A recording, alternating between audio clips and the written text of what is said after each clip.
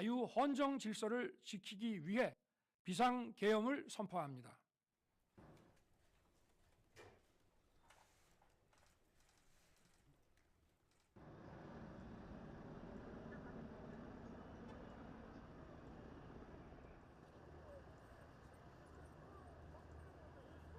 비상계엄 선포문, 아까 말씀하신 비상계엄 선포문에 부서를 했습니까? 장관들이나 증인이 부서를 했냐고. 그렇게는 하지 않았습니다. 부서를 하지 않았다. 네. 그다음에 국회 건물 내부로 투입된 군 병력을 빼내라 이렇게 지시를 네. 했다는 거죠. 네.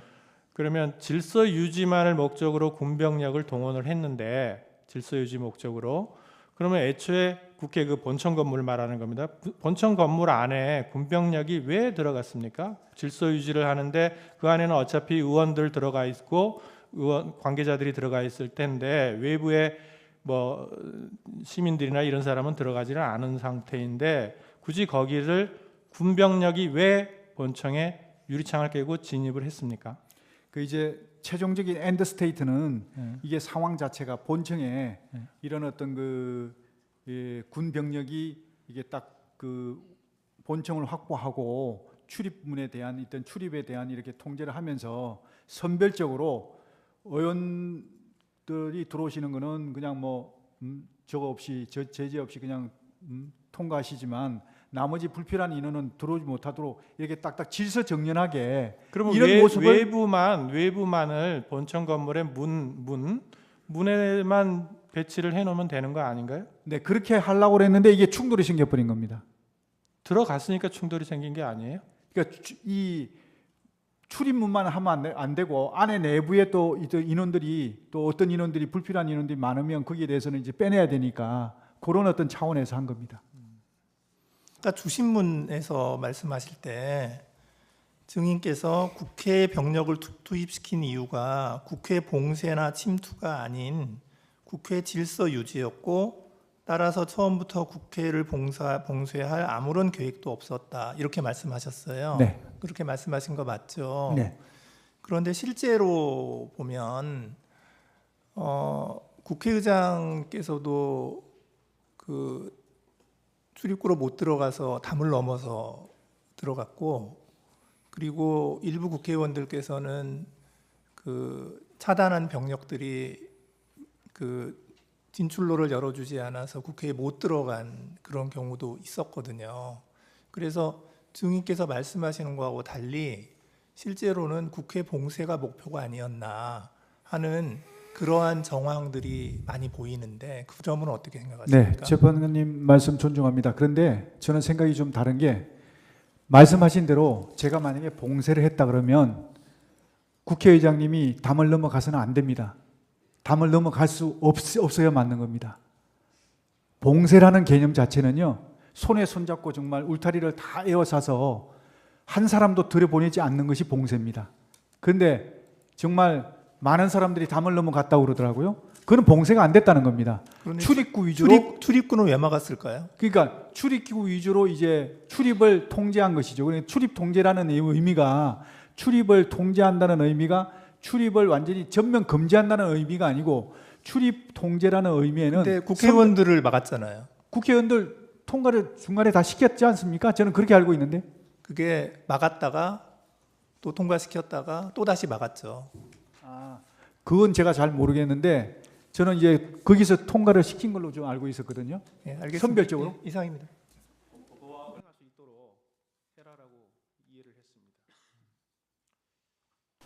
증인은 00시 31분경부터 01시 사이에 수방사령관으로부터 국회 본청 내부로 진입해서 국회의원들을 외부로 끌어내라는 지시를 받은 사실이 있습니까?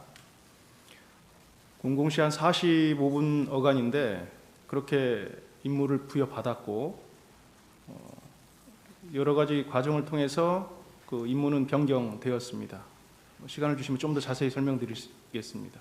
그러니까 정확하게 워딩이 본청 안으로 들어가라, 국회의원을 끌어내라 이렇게 했단 말입니까? 그렇습니다. 내부로 들어가서 의원들을 끌어내라.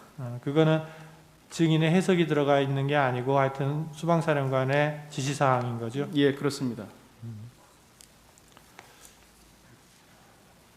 이것도 이제 아까 말씀하신 것처럼 뭐 그 윗선 대통령 또는 국방부 장관의 지시에 따른 것이다 이런 말을 한 적은 없습니까? 없습니다. 그러면 4명이 들어가서 1명씩 드러내라 하거나 문을 부수고 들어가서 끄집어내라, 체포하라, 뭐 총 뭐 이런 얘기들은 단어는 기억이 나나요? 제 기억상으로는 그런 단어를 들은 기억은 없습니다. 네 명- 네. 사후에 여러 가지 언론이나 통해서 들었기 때문에 당시에는 당시에는 없는 그런- 것으로 저는 기억하고 있습니다.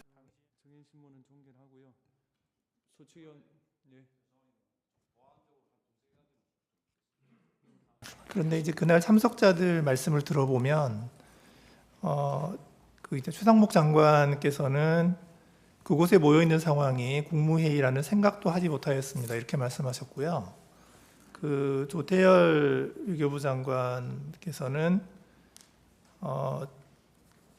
그거는 저는 이게 국무위원들의 의견을 듣기 위해 총리가 국무위원들을 모은 것이지 국무회의를 하기 위해서 모은 것이라고 생각하지 않는다.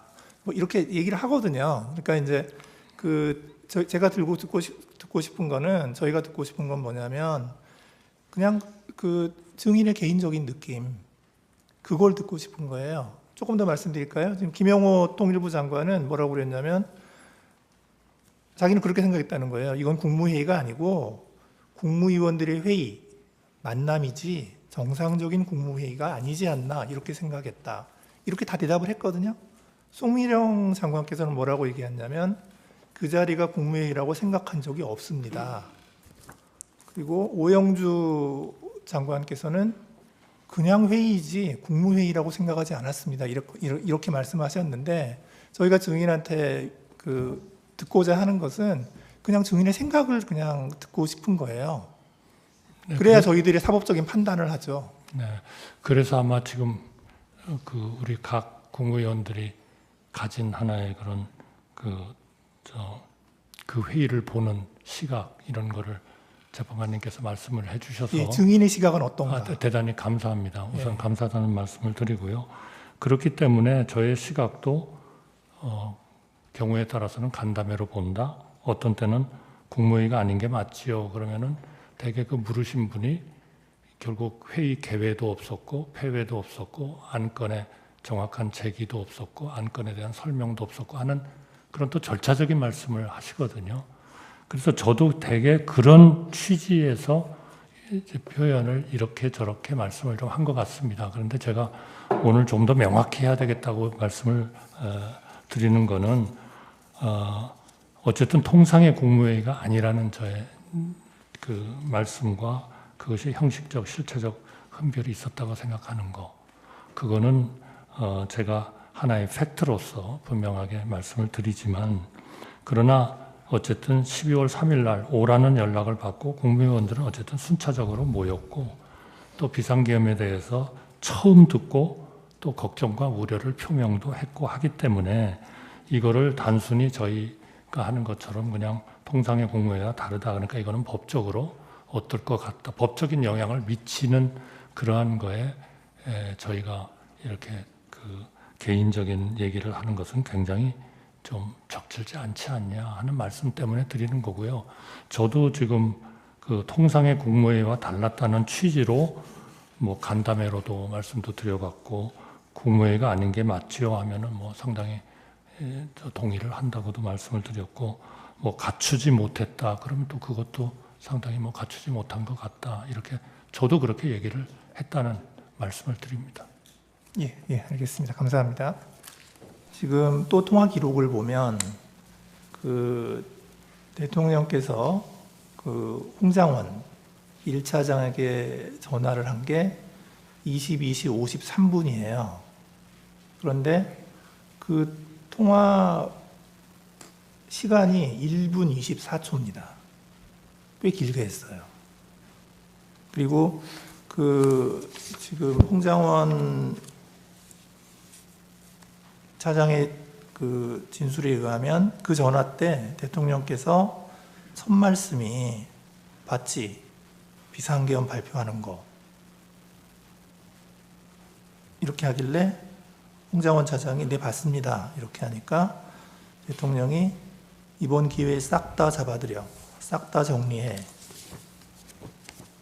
그리고 국정원에도 대공수사권을 줄 테니까 우선 방첩사를 도와.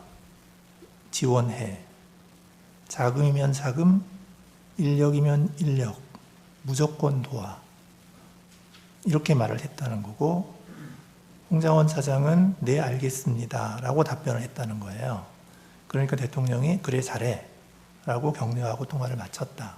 그러니까 이게 1분 24초를 통화를 했으니까 그러니까 22시 53분에 전화를 해서 1분 24초 통화를 하고 그 다음에 22시 55분에 증인에게 전화를 바로 한 거예요. 그러니까 이 갭이 30초밖에 없어요. 그 말씀 좀 올려도 되겠습니까? 그 정확한 분은 제가 기억을 못 하고요. 네. 22시 55에서 57이라고 지금 돼 있는 걸 저도 봤는데 네네. 통화한 그 시간은 사실은 30초가 좀 안 되는 걸로 제가 기억합니다. 짧았습니다, 사실은. 아, 증인하고. 예, 그렇습니다. 네. 그러니까 제 말은 뭐냐면 아니 대통령이 지금 홍장원 차장한테 이제 굉장히 굉장히 많은 지시를 막 했는데 그리고 나서 바로 국정원장한테 전화를 해가지고는 참 한가한 얘기를 한 거예요. 미국 출장 어떻게 하실래요? 좀 잘 이해가 간 거거든요. 그래서 대통령께서 53분에 홍 차장한테 그런 얘기를 하셨는지에 대해서 저는 확신이 없습니다. 홍 차장 말을 신뢰하기가 좀 어렵습니다. 아, 예. 메모 좀 띄워주시겠어요? 127호증에인가요? 그 증인이 부관한테 시켜가지고 했다는 메모 있는데 127호증에 이 메모. 이 메모에 이제 그 아래는 1조 2조 1조 2조 뭐죠? 이게 뭐 축차 검거 그다음에 뭐 방첩사 구금 시설의 감금 조사. 이거는 이제 증인이 여인영 사령관으로부터 들어서 그렇게 적어놨다는 거죠. 나중에 밑에 있는 거 말씀이십니까? 밑에. 예, 그렇습니다. 그리고 그 밑에 보면 검거를 요청, 위치 추적과 이렇게 돼 있어요. 그러니까 마지막에 이제 그 워딩이 마지막으로 끝날 때 위치 추적만으로 끝나는 것이 아니라 그 위치 추적을 하면서 저희들 그 검거를 좀 지원해 주십시오. 검거 이런 부분에 있어서 검거를 좀 지원해 주십시오라는 검거의 요청이 있었다. 뭐 그런 의미로 그 말은 검찰 조사에서도 얘기하지 않았잖아요. 검거를 요청했다는 말은 하지 않은 것 같은데. 검거를 요청했어요? 이 검거를 요청했다고 검찰에 제기한 부분에서의 내용이 써 있지 않습니까? 아니 그러니까 요 메모에는 써 있는데 여인영 사령관이 검거를 요청했어요? 위치를 추적하는 것 자체가 체포 대상자의 검거를 하기 위한 부분에 있어서의 지원을 요청하는 거라고 이해했습니다. 아니 제 말은 처음에는 체포조가 나가 있다. 네. 그 말은 이제 체포하러 다닌다는 말 아니에요. 근데 위치를 모르니까 위치를 추적해서 알려달라는 취지지. 증인한테 체포를 도와달라. 그러니까 말은 체포를 요청. 여기 보면은 체포를 요청, 검거를 요청. 괄호하고 위치 추적과 돼 있어요. 위치 추적보다는 검거를 요청한 것을 또 주안점으로 써놨는데 검거해달라고 여인영 사령관이 굳이 얘기할 필요가 없잖아요. 자기들이 검거하러 나가 있는데 위치 추적만 받으면 되지 왜 국정원이 체포를 하러 다녀요? 체포할 인원이 있어요? 국정원에? 체포할 수 있는 여력이 있습니까? 국정원이 수사권이 없기 때문에 그 체포를 할 수 있는 권한이 없죠.